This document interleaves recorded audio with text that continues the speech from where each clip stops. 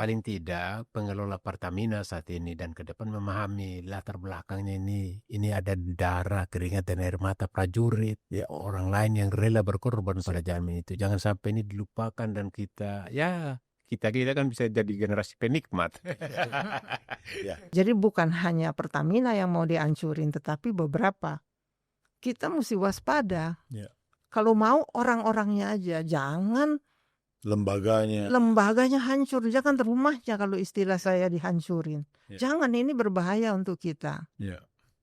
Ini kalau Presiden Prabowo bisa dengar, coba ini. Ya. Semoga ini menjadi warning ya. Supaya jangan mengambil kebijakan yang salah.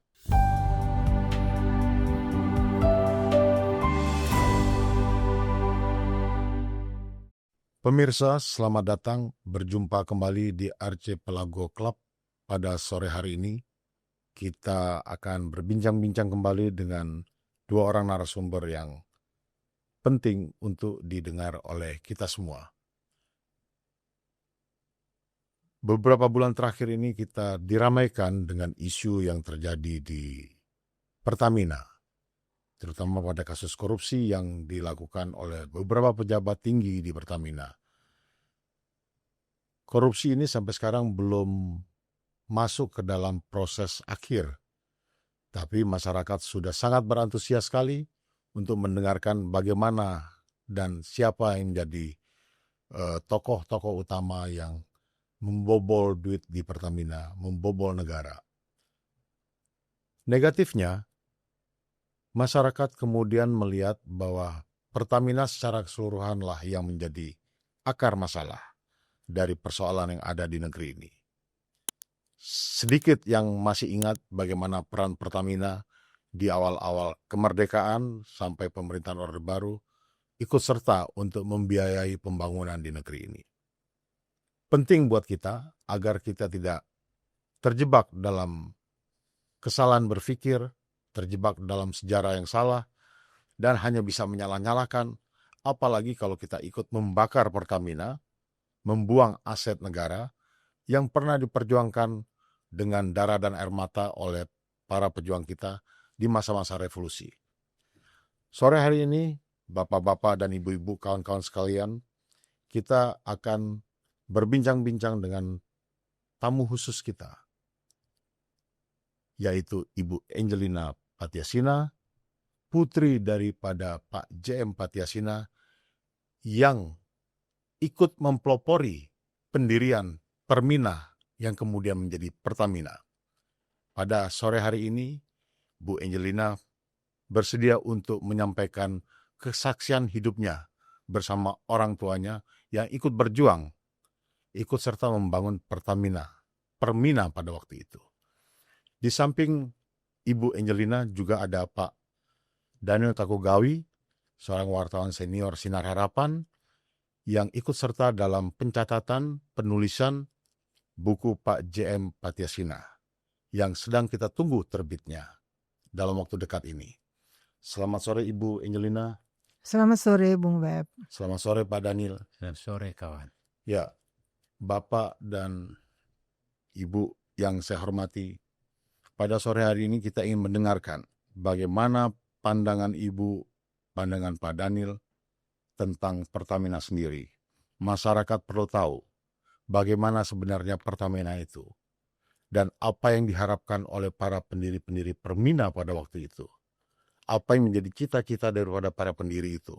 Yang salah seorangnya adalah Pak J.M. Patiasina. Mungkin Ibu bisa memberikan gambaran secara umum terlebih dulu yang memang dekat dengan Pak J.M. Patiasina. Bisa ceritakan kira-kira apa yang menjadi semangat Pak Patiasina pada waktu itu? Ya, pertama saya berterima kasih banyak sore hari ini kita bisa kembali berdiskusi tentang satu masalah yang sangat penting di Republik Indonesia untuk kita mendudukkan kembali di mana sih kita sebenarnya. Nah, kalau tadi bicara tentang Pertamina, pertama kita harus tahu bahwa itu adalah industri nasional milik kita.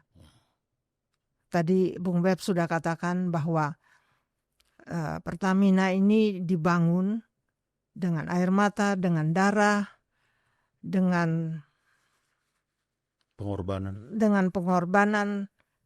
di mana juga di antara desingan peluru di Permina dulu dan juga bom yang bisa jatuh. Ini semua adalah sejarah bagaimana berdirinya Permina, tepatnya di Pangkalan Brandan. Pangkalan Susu sebagai pelabuhan minyaknya. Dan kebetulan ayah saya ikut di dalam pembangunan awal Permina, dan saya ikut menjadi saksi hidup.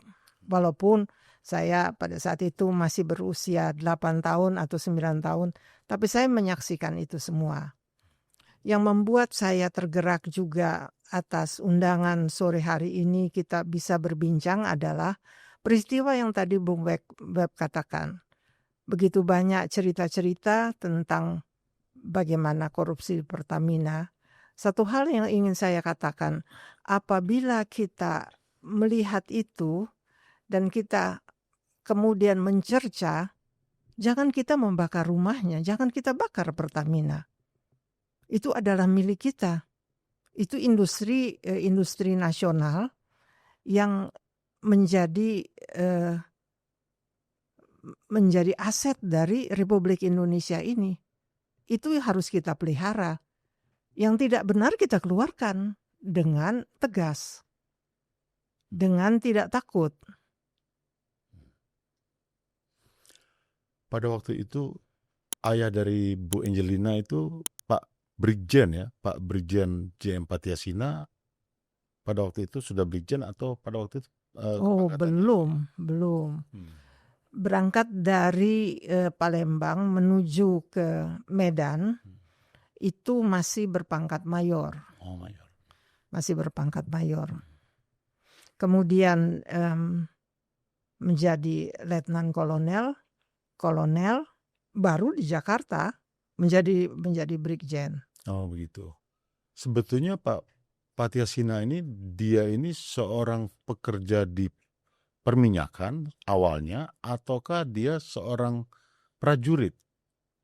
Mana yang lebih dulu, Bu? Karena tadinya saya berpikir Pak Patiasina ini seorang prajurit yang ikut bergerilya, kemudian menjadi anggota daripada beberapa organisasi yang di zaman revolusi, kemudian ikut serta dalam merebut kilang-kilang minyak milik Inggris, milik Belanda segala macam. Mana yang benar, Bu, sebetulnya? JM Patiasina itu adalah seorang yang bekerja di minyak. Memang dari awal dari muda dia sudah bekerja di sana. Di perusahaan minyak Belanda, perusahaan BPM minyak itu Belanda dulu awalnya di situ, dan kemudian Jepang, dan kemudian baru sesudah itu Republik kita sendiri punya. Mereka mendirikan itu sendiri di Sumatera Selatan begitu merdeka.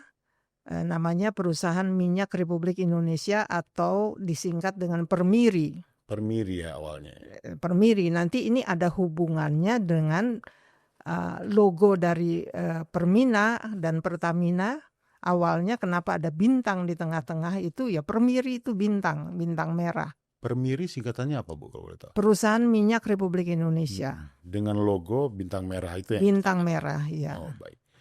Mungkin Pak Daniel sebagai orang yang ikut meneliti dan ikut menulis, mencatat ya tentang Pak Patiasina dan Pertamina ini, bisa memberikan sedikit detail bagaimana peristiwa pada waktu itu. Iya. Silakan Pak Daniel. Iya, jadi saya itu sebenarnya hanya berdasarkan literatur. Tapi kalau mau jujur memang literatur tentang Brigjen JM Patiasina ini sangat terbatas. Bahkan dalam literatur Pertamina sendiri pun itu sangat-sangat terbatas. Dan ya saya cukup lumayan lama untuk mencari data sedikit demi sedikit. Dan memang akhirnya saya menemukan bahwa Pak Patiasina adalah orang teknisi di BPM, di Pelaju dan Sungai Gerong, teknisi kilang. Nah, ketika Jepang datang, ketika Jepang datang, Pak Patiasina juga itu dikejar-kejar dan sempat disiksa untuk memperbaiki kilang, karena sebelum Belanda meninggalkan kilang di Palembang itu, dia bom dulu. Jadi kilang itu dalam keadaan rusak. Sehingga ketika Jepang masuk, itu tidak bisa dimanfaatkan, sehingga harus butuh teknisi untuk memperbaiki. Inilah yang dicari. Karena kalau saya tidak keliru itu, ada teknisi dari Jepang, tetapi rupanya kapalnya itu tenggelam sehingga ilmuannya itu hilang. Kira-kira itu kalau saya tidak terlalu keliru ya, tentang yang teknisi dari Jepang itu. Nah inilah Pak Patiasina itu dicari, sehingga terakhir Pak Patiasina juga diminta untuk tetap membantu di kilang itu, tetapi di rezim Jepang. Nah selama rezim Jepang itu, tapi ketika Patiasina ini mungkin dia melihat ya, dan para pemuda zaman itu lihat posisi Jepang ini sudah mulai kendor, Pak Patiasina ini mengkonsolidasikan karyawan minyak. Di zaman Jepang itu ya? Iya, di zaman akhir-akhir Jepang itu sudah dikonsolidasikan. Nanti ini yang menjadi pasukan ini menjadi Laskar Minyak di Sumatera Selatan. Di Palembang, Pelaju atau? Di Palembang. Di Palembang. Nah, jadi ini dikonsolidasikan sebagai Laskar Minyak. Komandannya itu adalah Pak J.M. Patiasina. Oh, komandan Laskar Minyaknya. Ya, dan dalam masa revolusi itu Pak J.M. Patiasina itu sudah berpangkat letnan kolonel. Nanti pada masa RERA restrukturisasi dan reorganisasi di tubuh militer itu kan banyak itu pangkat-pangkat yang disesuaikan, dan itu jadi mayor, kapten. Itu kira-kira begitu. Nah, di Palembang juga itu selain laskar-laskar rakyat itu kan banyak, salah satunya ini kan Laskar Minyak. Laskar Minyak. Tadi yang Ibu bilang itu Permiri. Pemerintah di Sumatera Selatan saat itu ketika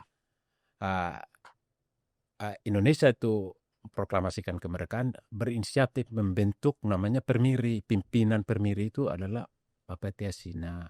Oh, itu pimpinan Permiri. Itu ada pemerintah pusat atau pemerintahan di Sumatera Selatan? Sumatera Selatan.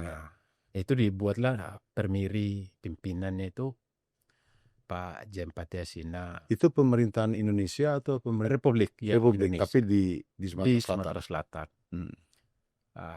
Nah, ketika itu tapi itu kan cuman tidak terlalu lama, karena terjadi agresi militer sekutu kan, pertempuran nanti 47-44. ya, itu kan nanti ada di Palembang itu ada pertempuran 5 hari di Januari 46 itu 1946. Nah, pasukan Laskar Minyak juga itu terlibat dalam pertempuran itu di Rumah Sakit Caritas itu, gitu. Di Palembang. Di Palembang itu kan mulanya perang 5 hari itu kan di Rumah Sakit Caritas. Nah, setelah pertempuran, nah ini kan kesepakatan itu kan sekutu dalam hal ini Belanda ya, itu berada di kota Palembang. Pasukan Republik harus keluar dari kota Palembang, dan inilah masa gerilya masuk. Nah, di masa gerilya ini termasuk Pak Ibnu Sutowo juga adalah komandan Laskar Rakyat. Oh, dia ikut ikut dalam pertempuran.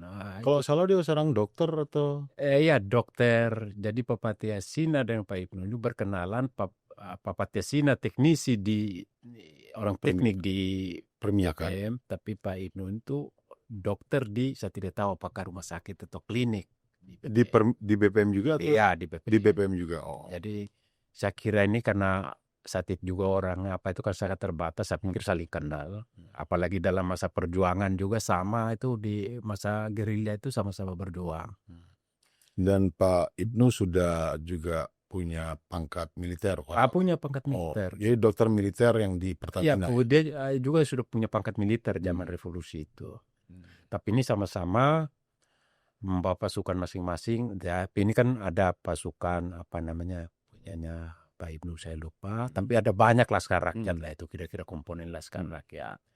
Nah, ini lari lah ke luar Palembang, sampai ke Lubuk Linggau, satu yang Lembong Tandai. Itu juga sampai di sana, itu sumber emas di situ. Nah, dalam pertempuran itu, ini Laskar Minyak ini adalah orang-orang teknis. Ini sangat-sangat menentukan perjuangan. Karena apa? Sangat menentukan. Pipa-pipa dari minyak itu biasanya disabotase oleh Laskar Minyak ini. Untuk apa? Minyak inilah nanti yang didistribusikan untuk pasukan. Bukan cuma angkatan udara sekalipun, itu dari situ bahan bakarnya. Dari sabotase minyak. Iya, jadi ini yang dilakukan ini buat kilang-kilang darurat itu dibuat, jadi sabotase kilang, karena mereka mengerti orang teknik gitu. Jadi bukan cuman berjuang secara fisik, tapi juga itu keunggulan teknis tadi itu ya, untuk melakukan sabotase untuk sumber minyak tadi itu. Nah, Laskar Minyak juga ini mereka itu bawa itu satu mesin bubut. Bisa tolong dijelasin Pak Daniel tentang fungsi mesin bubut itu sebetulnya buat apa? Nah, mesin bubut ini kan untuk ya kalau dari referensi yang saya ikuti itu, pertama itu untuk kepentingan teknis. Salah satunya itu untuk membuat senjata rakitan stand guns. Kapasitasnya 1 senjata per hari. Dari mesin bubut itu? Iya. Mereka produksi 1 senjata per hari? Okay. Iya, ini dikenal itu mesin bubut Patiasina. Selain itu juga, ini juga nanti pasukan gerilya ini kan membuat koin emas di Lembong Tandai. Lembong Tandai ini penghasil emas. Itu di daerah mana tuh? Di daerah Sumatera Selatan. Sumatera Selatan juga, oke. Jadi mereka ngumpulin emas dan bikin koin emas. Buat koin emas sebagai pakai itu mesin tukar, ya, sebagai alat tukar dari pejuang gerilya. Selain itu pasukan Laskar Minyak ini juga nih. Jadi kan ini perang gerilya. Jadi kadang itu untuk ketika jembatan dilewati kan harus dirusakin dulu supaya ya kira-kira ini strategi perang supaya musuh tidak bisa ikutin lah. Mensabotase musuh lah ya. Sabotase. Dan itu, nah ini juga itu ada peran Laskar Minyak di situ. Nah, ya komandannya itu ya Pak JM Patiasina dengan pangkat Letkol. Tadi disebutin tentang perang 5 hari itu peristiwa yang mana itu, Bang? Itu peristiwa 1946. Awal Januari 46 itu kan sekutu dengan pejuang Republik bertempur di awalnya itu di Rumah Sakit Caritas itu. Berhadapan dengan Belanda. Nah, itu selama 5 hari, makanya sering disebut sebagai perang 5 hari di Palembang ya itu. Nah, itu sangat ya semua laskar rakyat terlibat di situ. Ada satu pertanyaan, mengapa Pak Patiasina yang memimpin pada waktu itu? Baik di Laskar Rakyat maupun juga di perminyakan. Jadi kan dia punya tugas 2, yaitu selain mengurus perminyakan, dia juga mengurus pasukan. Sekaligus bersamaan. Jadi sebenarnya zaman itu ya, kita dalam konteks zaman itu di BPM itu kan orang Eropa kebanyakan. Orang Belanda. Ya, tapi orang pribumi itu hanya ya bisa sangat sedikit mungkin yang. Nah, Pak Patiasina ini adalah teknisi kilang. Dan juga itu orang pribumi yang tidak ada di situ. Buruh minyak itu banyak. Ya, sementara ini tadi pegawai minyak ini adalah ya yang kerja di situ. Itulah yang menjadi konsolidasikan untuk jadi pasukan Laskar Minyak itu. Ya, Laskar Minyak, tapi orang-orang teknis, orang-orang teknik. Nanti setelah gerilya, setelah KMB lah itu 1949, kan pasukan itu kan bisa masuk kembali ke kota Palembang. Dan disitulah ada RERA itu kan. 8. RERA. Ya. Tapi mereka ya sekitar ya. Revitalisasi dan rasionalisasi. Bukan, restrukturisasi, rasionalisasi. Militer. Militer. Disitulah pangkat-pangkat disesuaikan rata-rata itu. Saya tidak tahu kalau di sana itu rata-rata turunnya 2 tingkat. Jadi kalau Pak Patiasina itu dari Letkol jadi kapten. Gitu. Pada waktu RERA itu. Iya. Dan ketika menjadi kapten itu sejak kembali ke kota Palembang itu kan ada penyerahan Kekuasaan. kekuasaan. Nah, Pak Patiasina itu mewakili untuk ada beberapa,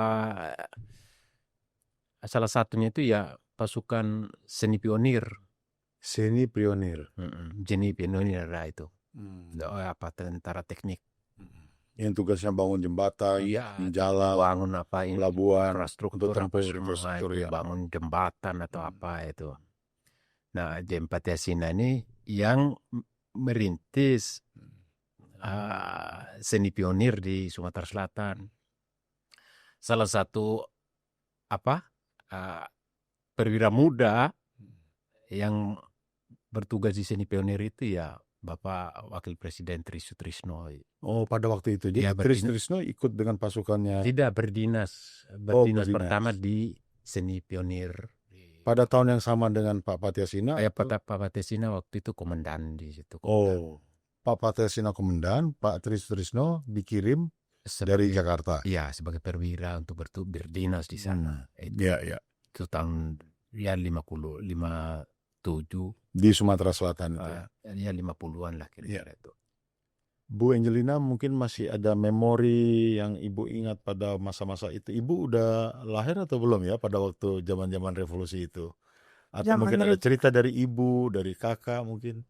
Saya itu baby boom, tahun baby boom. Jadi sudah merdeka, sudah peperangan sudah selesai tahun 1950. Tadi kalau yang dikatakan Bung Daniel seni pionir itu, ya itu ya pasti saya ingat sangat jelas. Bagaimana, Bu? Karena di belakang rumah kita itu batalion seni pionir kita bilang. Dan juga di Palembang itu ya? Di Palembang, di Jalan Gajah Mada nomor 2, belakangnya itu langsung batalion. Dan makannya juga dari rumah juga. Oh, jadi yang jadi setiap hari saya tahu, dan saya suka main-main juga di batalion seni itu, kita bilang batalion seni lah. Kira-kira Ibu pada waktu itu usia berapa ya? Masih ingat? Saya ini agak cepat mengingat segala sesuatu waktu itu. Jadi mungkin saya pikir umur 3, umur 4 tahun saya sudah ingat ya. Sudah ingat. Main dan ada rumah. Ya itu pasukan-pasukan itu suka datang, ya segala macam gitu saya lihat. Ada masak-masak di rumah untuk makan. Oh ya, tiap hari kalau. Oh gitu. Itu tiap hari. Iya. Terus kalau misalnya waktu di masa perang sebelumnya, Ibu masih ingat nggak bagaimana situasinya pada waktu itu, atau bagaimana perasaan Ibu pada waktu itu? Saya belum lahir, tapi kalau dari catatan atau dari ibu saya menceritakan itu bagaimana perjuangan itu. Kakak saya baru lahir tahun 48, dan mereka harus, ya kadang-kadang sangat sering mereka harus bersembunyi di tempat pindah ya bertempat persembunyian, namanya lobang persembunyian. Dan itu seringkali salah bawa, bukannya kakak saya yang bayi dibungkus, tapi itu guling yang dibawa. Itu sering. Karena buru-buru mungkin. Karena buru-buru. Itu beberapa yang saya ingat. Tetapi kenapa saya tergerak kemudian pada saat Bung Daniel mengatakan buat buku, itu saya ingat saya punya pengasuh sudah tua sekali. Saya kalau malam-malam sering tidur di kamarnya. Nah, dia sebelum tidur dia selalu bercerita pada saya, atau saya yang minta diceritakan sesuatu. Yang paling sering dia bercerita bahwa ya pasti dalam bahasa Palembang. Dia katakan, "Neng, dia ini adalah orang dari Banten, tapi ya kemudian cari kerja di Palembang. Sehingga bahasanya campur lah itu. Neng, tuan itu dulu kayonian." Maksudnya jadi tuan, ayah saya itu kaya sekali. Ya saya nggak ngerti itu kaya apa maksudnya, itu nggak tahu gitu kan. Masih anak-anak ya? Masih anak-anak.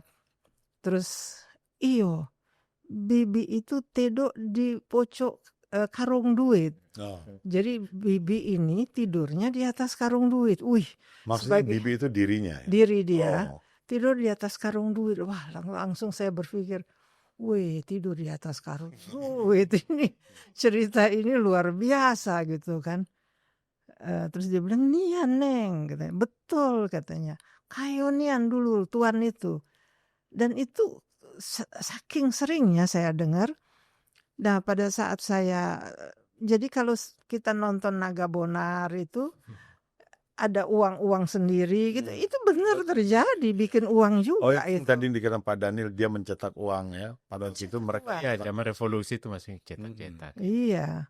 Hanya kalau Naga Bonar dia dalam 5 menit bisa turun pangkat gitu. Nah, kalau ini ya butuh waktu lah gitu untuk dari mana dari letkol turun ke kapten Kalau gitu. Naga Bonar ada Bu, wakil jenderal. Wakil jenderal. Iya. Jadi cerita-cerita itu ya ada pada saat revolusi itu. Itu sesungguhnya ada. Iya.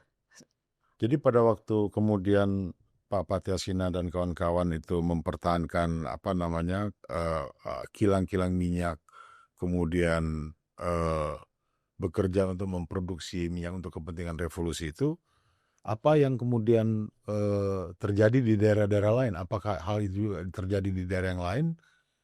Iya, kalau yang saya dari referensi yang ada itu terjadi.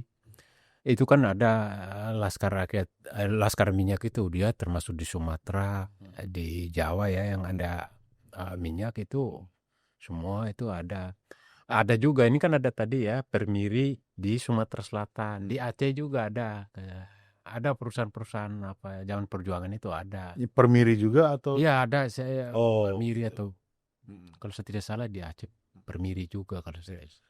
Setelah itu ada keharusan untuk berpindah dari Sumatera Selatan ke tempat lain, ke Pangkalan Berandan sama ke Aceh. Bisa diceritain Pak, itu prosesnya bagaimana dan mengapa? Oh, yang Papatiasina. Kalau Papatiasina ini, jadi ini kan jadi ceritanya itu cukup panjang Pak Web. Iya. Ini kan peristiwa di Sumatera Selatan. Ini soal tambang minyak Sumatera Utara, TMSU. Tapi di Sumatera Selatan, Pak Patiasina ini adalah komandan seni pionir. Nah, setelah masa perang itu kan banyak ini infrastruktur jembatan-jembatan yang rusak. Nah, ini seni pionir tadi ini yang perbaiki itu di Sumatera Selatan. Sumatera Selatan termasuk sampai Lampung itu. Ada jembatan-jembatan itu yang seni pionir tadi ini harus perbaiki semua. Nah, pada tahun 50-an ini kan nasib Pangkalan Berandan dan di Pelaju Sungai Kerong sama. Bumi hangus. Oh, disikat oleh Belanda sebelum dia tinggalin. Ketika Jepang datang dihancurin. Ketika Sekutu datang Jepang hancurin. Belum lagi pejuang Republik sendiri menghancurkan supaya Sekutu tidak memanfaatkan. Ini jadi Pelaju dan di Pangkalan Berandan. Itu sama Bumi hangus itu. Yang rusak ini tuh ya Belanda, Jepang, Sekutu, tambah pejuang Republik sendiri. Ya, makanya itu dari puing ke puing itu ya betul itu puing. Ya, jatuhnya puing. Kemudian gimana? Bisa lanjutin lagi. Nah, itu kan ketika itu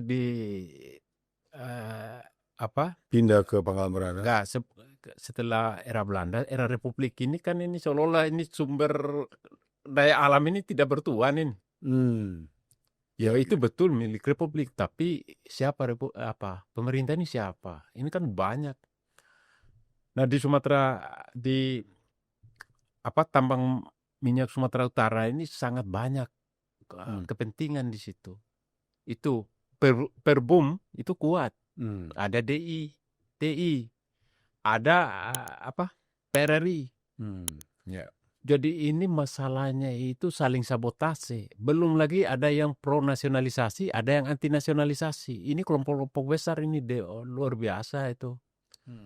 Upaya untuk mengoperasikan kilang di Pangkalan Berandan ini kira-kira dari tahun 51 atau 52 itu. tapi tidak pernah berhasil. Nggak berhasil. Tidak pernah berhasil karena kepentingan di situ tuh sangat apa?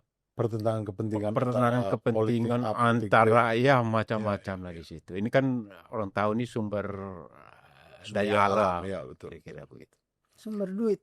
Dan Itu ini artinya tidak sumber duit, betul. ada dari pemerintah pusat itu silih berganti juga, gonta-ganti sama saja, nanti di over ke daerah sama, tidak bisa jalan, tidak bisa beroperasi. Jadi yang ada sumber-sumber minyak gila ya itu siapa yang kuat itu yang mengoperasikan. Nah, peran Pak Patyasina dalam hal itu bagaimana? Nah, setelah ini kan tidak jalan ini. Setelah ini berbagai upaya ini tadi tidak jalan, ada upaya nasionalisasi juga tidak pemerintah juga ya saat itu kita maklum lah Pak, situasi politik nasional pemerintahan juga kan gonta-ganti Gonjang-ganjing, ya. semua. Dan itu untuk fokus ke satu bidang kan tidak mudah juga. Nah ya hal ini itulah yang terjadi selama tahun 50-an itu. Nah karena situasi ini ya kira-kira dalam tanda kutip itu sudah tidak bisa diurus lah kira-kira. Nah saat itu Menteri Perdagangan dan Menteri Perindustrian kalau saya tidak salah Pak Inkiriwang itu buat MOU dengan TNI AD. Oke. TNI AD. Itu penting tuh. Pemerintah menyerahkan urusan TMSU ini ke TNI AD. Inkiriwang dan Sunario kalau nggak salah tadi katanya. Menteri Perdagangan dan Menteri Perindustrian. Oh, Sunario bukan ya Bu ya? Ya Sunario. Sunario. Jadi Sunario dan Inkiriwang yang bikin perjanjian, bikin MOU dengan TNI AD untuk mengurus, mengelola mengelola TMSU ini. Salah satu MOU-nya itu adalah untuk membuat badan hukum yang mengelola TMSU. Dan saya pikir ini kalau sekarang ini kan seolah-olah kalau tidak ikuti betul seolah-olah militer ini yang mengambil ke dunia ya. permisi. Tidak begitu. Tidak begitu kalau yang saya ikuti ya sejauh referensi yang ada tidak begitu. Ini karena kesulitan tidak bisa beroperasi sumber minyak ini sehingga diserahkan ke TNI AD. Syaratnya itu buat badan hukum. Nantilah dibuatlah satu namanya PT. PT namanya itu Eksplorasi Tambang Minyak Sumatera Utara. Tetapi ini kelihatannya Pak Nasution itu tidak terlalu sepakat dengan nama ini. Dia ingin ada nasionalnya sehingga jadilah perusahaan minyak nasional namanya disingkat Permina. Oh. Nah, itu. Jadi ini setelah Permiri tadi ya. Dari Permiri ini tahun 40-an. Permiri zaman revolusi. Zaman revolusi. Permina ini di zaman setelah revolusi. Setelah zaman nasionalisasi. Nasionalisasi. Jadi ini kan begini. Pro dan kontra ini kan ada. Termasuk di tambang minyak Sumatera Utara antara yang mau nasionalisasi dan yang tidak mau. Iya. Dia punya argumen masing-masing lah. Positif negatif kan biasa ini kan paling ada posisi yang mau nasionalisasi dan yang menolak. Begitu juga di parlemen kan itu ada juga tuh yang dorong nasionalisasi, ada yang tidak. Tapi kan tahun 57 itu kan terjadi pergantian kabinet. Dari kabinet siapa? Dari kabinet Ali II ke kabinet Juanda. Jadi nasionalisasi itu merupakan kebijakan dari kabinet Juanda tahun 57. Oh, setelah Juanda yang jadi Perdana Menteri ya? Ya, setelah itu baru nasionalisasi. Inkiriwang dan Sunario serahkan ke Angkatan Darat. Angkatan Darat. Nah, Angkatan Darat mengangkat pengurus badan hukum tadi nih, PT ini, itu ada perwakilan pemerintah. Nah, salah satu adalah Pak Ibnu Sutowo, pimpinan di situ. Pimpinan ini. Karena Pak Ibnu dari Sumatera Selatan setelah revolusi itu ke Jakarta, berdinas di Angkatan Darat. Nah, ini kan ada pengurus direksinya semua ada perwakilan pemerintah itu sebagai badan hukum. Tetapi Permina itu dibentuk itu pada 10 Desember 57. Ya, tetapi ini sebenarnya dibentuk ada meskipun sudah diserahkan tentara tidak bisa beroperasi juga ini, tidak bisa beroperasi, tidak ada hasil lah kira-kira. Ya, ya. Hasil untuk negara itu tidak ada. Dari pengurus awal itu juga yang Permina ini juga sudah ke sana, tetapi masalah yang membantu Pak Ibnu ini tidak ada orang teknik, tidak ada orang yang mengerti minyak gitu. Tidak ada, bukan tidak mengerti lah itu. Saya Dan juga tidak ada berlatar pasukan. belakang minyak lah. Nggak ada apa, Bu? Maaf. Tidak punya pasukan. Oh. Tidak punya latar belakang minyak lah kira-kira begitu. Nah mungkin ya ini perkiraan saya kan saya tidak punya referensi. Ketika menghadapi Pak Ibnu ketika tahu situasi di sana sulit, mungkin saja dia ingat dengan sahabatnya Pak Patiasina ini.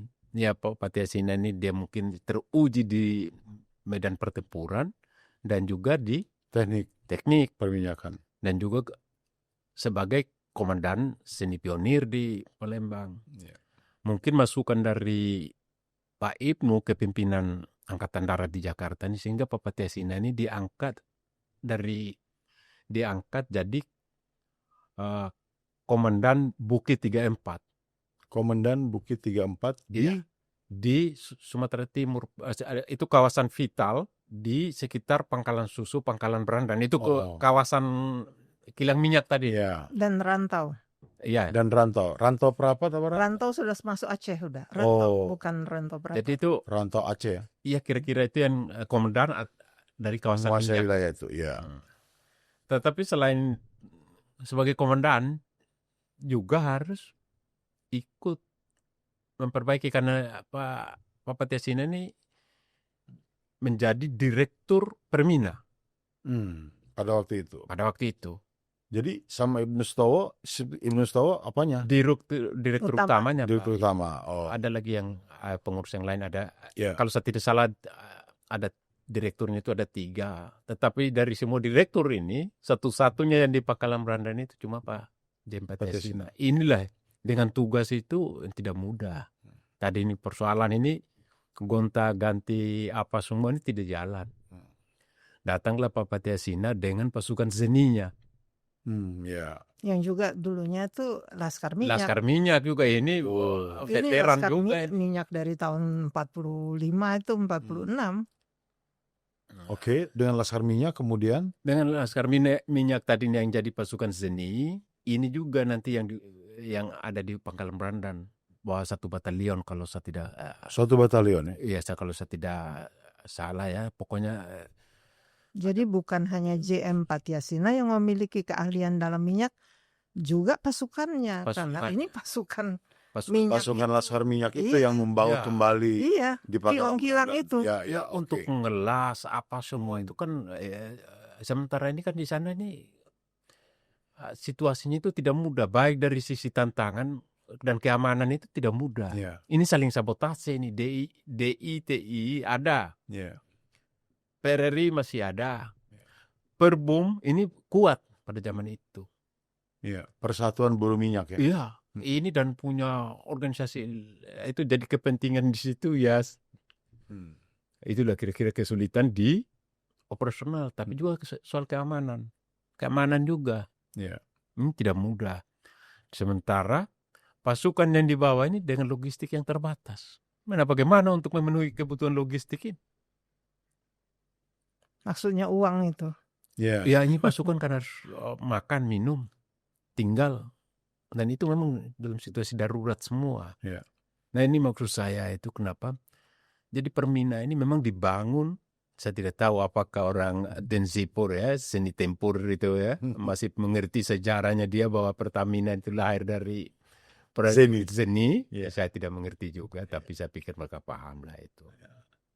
Nah, dan Laskar Minyak yang membangun kembali. Iya, itu dan ini nanti ini kan pasukan seni ini, Laskar Minyak ini orang masuk jadi pasukan seni semua. Laskar Minyak ini jadi pasukan seni. Iya, nanti kan ini Laskar Rakyat nanti yang jadi tentara, kan kira-kira begitu. Oh, iya. Nah, inilah yang dibawa ke sana. Inilah yang mendirikan ini. Dan mereka itu bisa bertempur, bisa juga minyak. Jadi dan apa ya, kalau sejauh yang saya literatur yang ada, sebenarnya sederhana.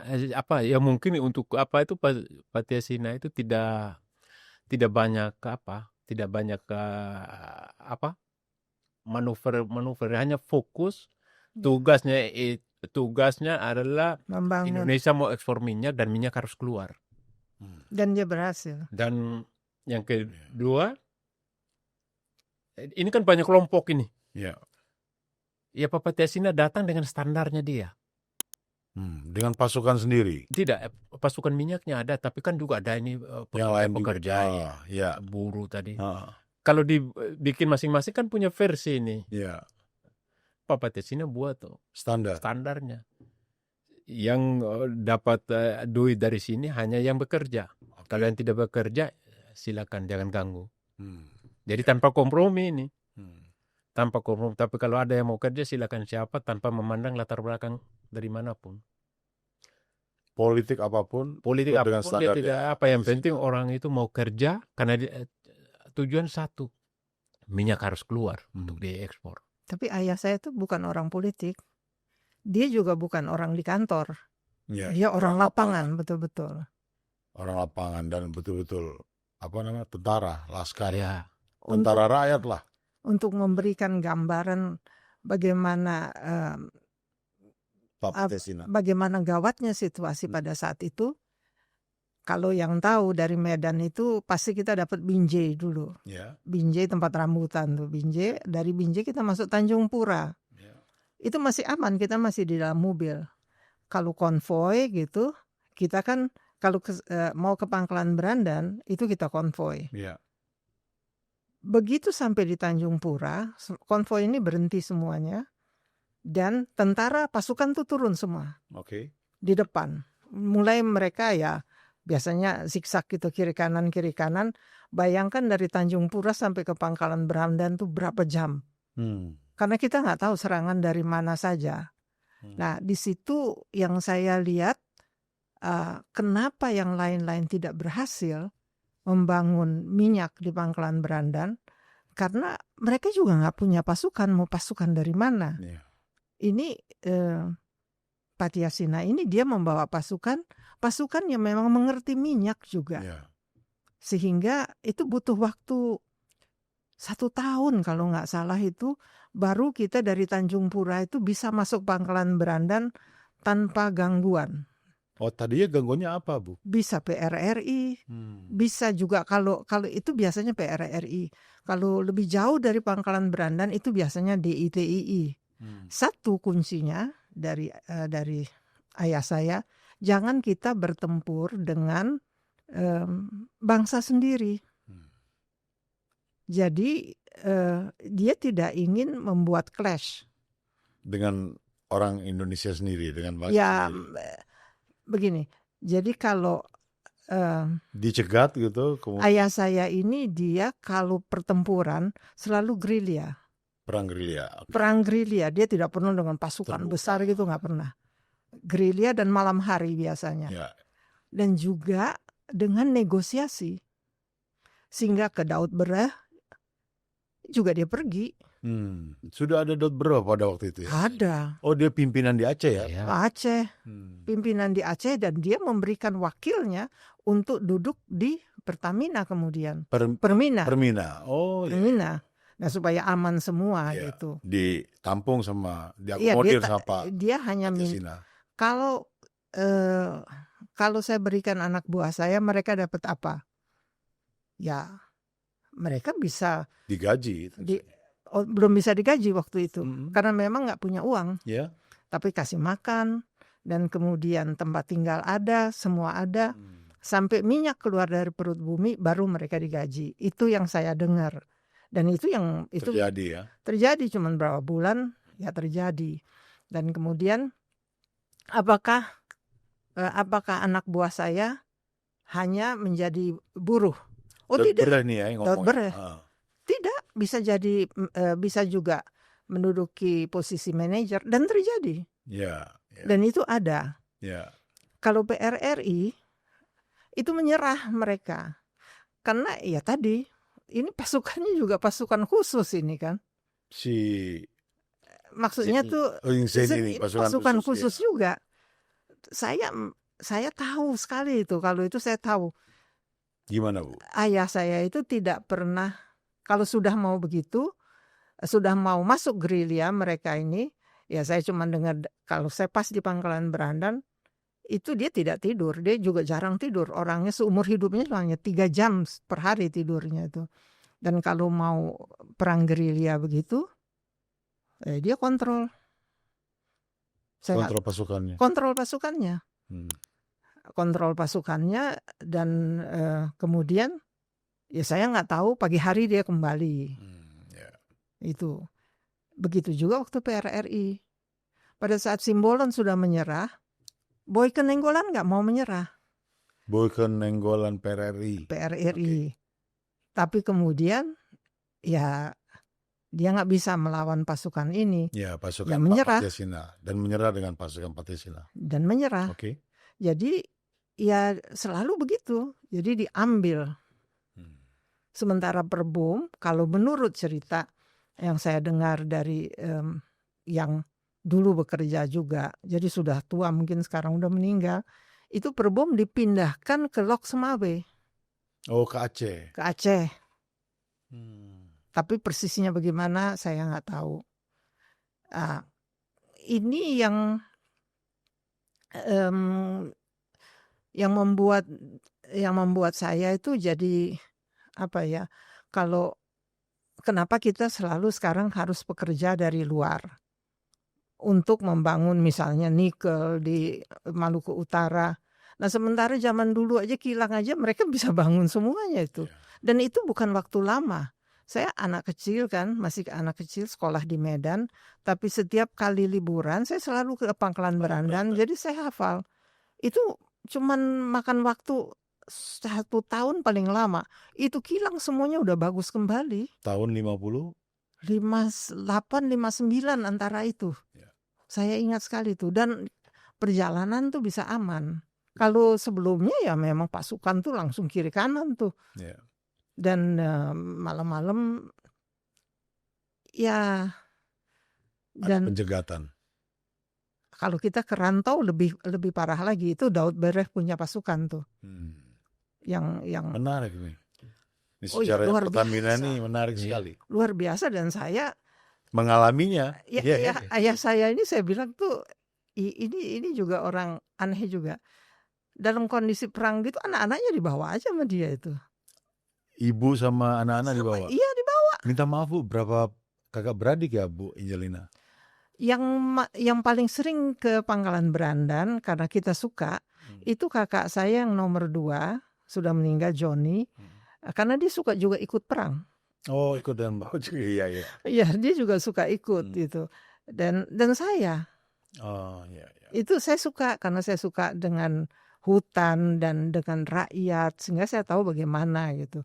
Pangkalan Berandan itu sangat miskin dulu, nggak ada apa-apanya, warung aja nggak ada, memang puing-puing dan lalang yang ada itu. Ada warung kecil-kecil, warung Cina itu di Pangkalan Susu, situ sekitar itu ada. Tapi kalau di Pangkalan Berandan nothing, itu benar-benar parah banget tuh. Hitungan bulan tuh sudah ada rumah-rumah atap rumbia sudah ada. Kemudian kilang udah berdiri lagi udah mulai sebagian itu.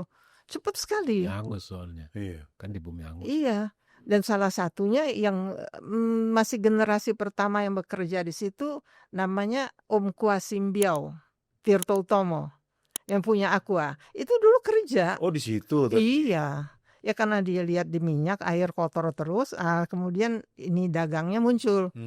Akhirnya dia keluar dari situ ya dia bikin itu. Aqua dan satu lagi insinyur orang India. Dia agak bertahan juga di situ. Namanya Silen yang kemudian dia menjadi salah satu manajer di Texmaco. Oh. Nah itu mungkin ular kobra ini suka juga sama orang India mungkin ya. Kan itu pakai kelambu aja ya di ini. Dan situ kita mesti hati-hati, ular kobra tuh banyak. Di Pangkalan Berandan itu? Iya, dan dia langsung rupanya malam-malam dia lihat ada ular kobra gitu di luar kelambunya. Dia kaget disemprot langsung. Ini hitam sebelah gitu. Jadi cerita-cerita begitu banyak lah di sana. Dan saya kira ayah saya menangani itu dengan cukup baik ya, dengan cukup baik. Baik itu Om Boyke, Nenggolan, maupun itu Pak Daud Bere, sama-sama tentara kan ini. Ya. Ini semua tentara. Dia bilang kenapa saya mesti berperang melawan tentara sendiri? Nggak ada. Dan pada saat dia masih di Pangkalan Berandan aman semua. Iya, karena pimpinan-pimpinannya udah. Iya, karena ya dengan semua negosiasi diperlakukan dengan baik, dan semua tidak ada juga buruh-buruh yang dari luar, semua dari situ, orang Acehnya, orang Sumatera Timur, semua. Ya. Baik, Bu. Mungkin bisa Pak Daniel tambahkan lagi Iya. bagaimana Pangkalan Berandan itu menjadi penting buat Pertamina ya? Penting karena itu ya tadi tuh. Ini kan sebenarnya ini sumber minyak dari zaman Belanda yang hidupnya sebenarnya bagus, tapi ketika ini bumi hangus kan tidak ada kehidupan. Maksudnya Pangkalan Berandan sudah ada dari zaman Belanda? Oh iya. Sudah ada. Pangkalan Berandan itu kilang itu kan dari minyak zaman itu sudah ada. Shell itu lahirnya dari daerah sana.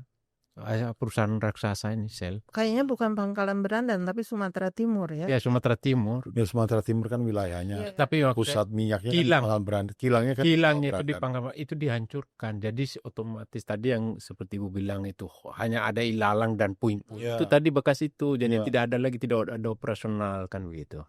Iya. Nah, setelah itu saya ada sebenarnya data saya lupa itu ada itu pipa semua kan harus dari minyak itu kan harus dialirkan ke pangkalan susu. Ya, tidak salah. Pengapalan ya. Untuk pengapalan. Itu kan harus dialirkan ke sana. Itulah yang ekspor dan ekspor perdana itu lewat kapal Shishomaru. Kemana? Ke Jepang. Oh, ke Jepang. Ekspor pertamanya itu, dan salah satu yang ada dalam kapal itu ya Pak JM Patyasina itu mengantarkan ekspor perdana itu. Dan saya juga ada ikut. Oh, Ibu juga tapi ikut. Turun lagi. Oh. Jadi saya lihat anehnya begini, itu kapal saya nggak tahu namanya apa gitu, baru tahu dari Bung Daniel. Tapi katanya ini kapal Jepang, kapal tanker. Kita dari kapal kecil, ya nggak kecil juga itu kapal. Tapi dibandingkan dengan tanker itu bukan tanker besar. Jadi dia nggak sandar di pelabuhan, tapi pakai kapal kecil ke tengah laut ya. Untuk naik ke situ. Saya pikir, wih, tinggi sekali. Dan kemudian saya mesti pakai tangga yang dari tali itu naik ke atas. Ya. Tapi di belakang ada nungguin ini. Ya, pasukan juga yang ikut, yang nungguin saya sampai saya ke atas. Saya pikirin di Jepang, nggak tahu, saya lihat ini bule semuanya, orang kulit putih semua. Saya dikasihin permen, saya kasih apa. Nah kemudian baru saya tahu itu dari Riviken. Bahwa? Riviken itu perusahaan Kanada minyak. Oh. Mr. and Mrs. Hutton ada di situ. Nah itu termasuk dalam kapal itu ada. Ada mereka. Jadi mereka mengelola minyak di Jepang mungkin ya? Enggak, ini kan waktu itu kan Jepang kan kalau perang kan. Oh iya. Ya. Jadi tahu juga penguasanya di sana. Iya. Nah, di kapal itu bukan kapal tanker besar, Bu. Jadi dia itu kapal yang sedang. Karena apa? Tidak bisa kapal besar karena ini takut ada besi bekas perang itu di Pangkalan Susu, sehingga kapal besar itu tidak berani. Nggak bisa sandar. Tapi bayangkan anak umur 8 tahun, 9 tahun ngeliat buset. Iya kan? Buset, saya pikir gede banget nih kapal gitu. Iya. Tapi kirimnya ke Jepang ya. Kirim ke Jepang itu tahun 1958. Itu ekspor perdana. Atas namanya Permina ya? Permina. Nanti kan dari Permina dia berubah jadi PN Permina baru PT Pertamina. Kan ini beda ini. Memang nama sama tapi ada statusnya beda. Iya, beda. Dan saya baru-baru ini dengar di salah satu podcast itu ya mengatakan, wah, bagaimana logo Pertamina itu yang sekarang menjadi logo termahal gitu. Ya. Dan kemudian juga katanya yang dulu itu karena kuda laut tuh karena apa? Ini yang saya sedih juga. Ini gimana? Kok ceritanya ini kok kayak nggak mengerti gitu. Padahal katanya dia membantu di belakang layar Direktur Pertamina itu kalau nggak salah abangnya Rini ya yang meninggal ini. Ini Suandi. Ya, yang meninggal ini siapa tuh yang menjadi Direktur Utama Pertamina waktu itu? Ya ada. Iya, oke. Nah itu. Nah, ya padahal kenapa ada kuda laut?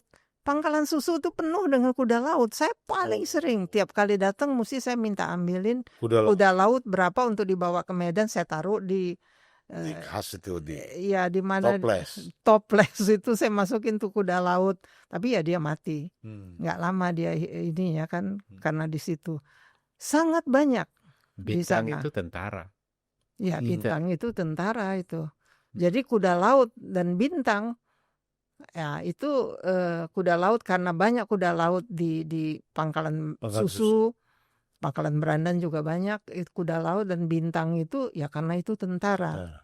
Dan itu kemudian diubah dengan ininya menjadi kayak 3 berlian gitu kan? Iya. Ya segitunya. Sehingga di mana historisnya nggak ada. Dulu bintangnya perasaan merah kalau nggak salah. Itu permiri. Oh, itu permiri merah. Bintang tok gitu ya. Bintang merah gitu. Iya. Kemudian ya ini pertama Permina. Dan kenapa dia harus biru? Ya karena di sana tuh biru laut semuanya. Pangkalan susu itu biru ya. Memang laut. Ya laut. Dan saya sering main di laut itu. Iya. Karena itu saya tahu biru tuh jadi sampai mobil-mobil semua Pertamina dulu biru kan. Iya. Nah, semua biru dulu tuh. Tapi gangguan kembali kenapa sekarang begitu ribut tentang bagaimana korupsinya Pertamina. Pokoknya jelek banget deh Pertamina itu. Kayaknya kalau bisa Pertamina dihapuskan aja dari muka bumi. Jangan salah, dari dulu orang luar itu tidak pernah mau Indonesia ini mandiri di dalam pengelolaan sumber daya alam. Ya, sumber daya energi. Itu nggak mau.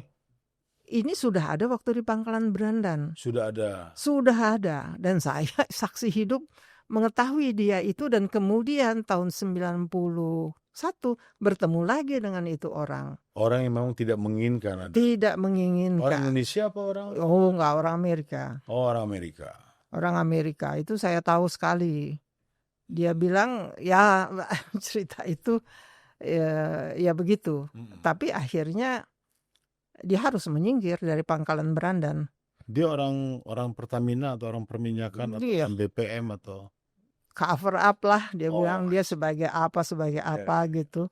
Dan kalau sekarang saya dengar begini Pertamina jelek pertama ini jangan salah.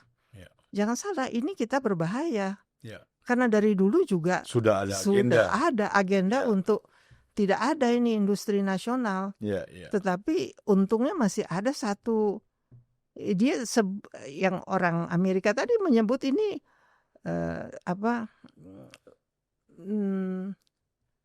very stupid major katanya, maksudnya mayor itu.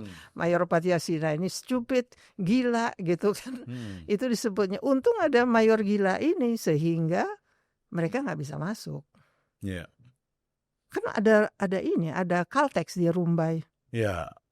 Ada Caltex di Rumbai. Rumbai itu Sumatera Selatan ya? Sumatera Tengah kalau dulu ya. Dulu namanya Sumatera Tengah. Dan di situ Om Tahya kan? George Tahya. Julius Tahya.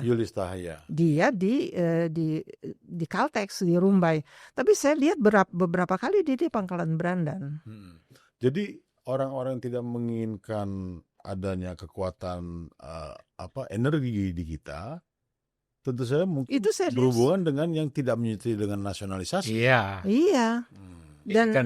Dan juga sekarang ini kalau saya lihat gaya-gayanya, kalau saya lihat gaya-gayanya Pertamina begini, ini berarti mau dihancurkan ini. Masih satu garis dengan masih.